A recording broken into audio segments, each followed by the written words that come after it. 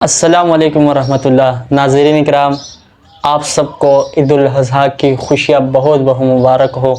عید الاضحیٰ کے مبارک ایام ہے تو کچھ مسائل ایسے ہوتے ہیں جو اکثر لوگوں کو درپیش ہوتے ہیں، وہ اس کی تلاش میں ہوتے ہیں مگر ان کو ٹائم کی وجہ سے یا کسی وجہ سے وہ اس مسئلے کو حل نہیں پاتے۔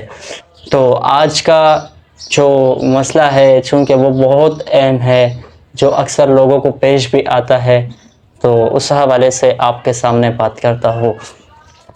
وہ مسئلہ یہ ہے، اگر صاحب نصاب شخص کسی وجہ سے قربانی سے رہ جائے، قربانی نہ کر سکے، تو اب اس کی قضا کا کیا حکم ہے، اب یہ شخص کیا کرے؟ تو جواب یہ ہے کہ ایسے شخص کو ایک متوسط بکری کی قیمت صدقہ کرنا واجب ہے اور لازم ہے۔ یہ مسئلہ آسان ہے، آپ اس کو سمجھنے کی کوشش کریں۔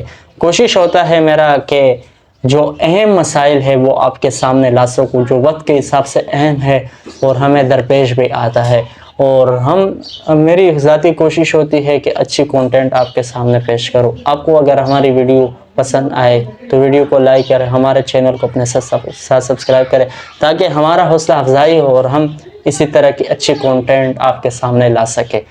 امید کرتا ہوں کہ میری یہ گفتگو آپ کو پسند آئی ہوگی۔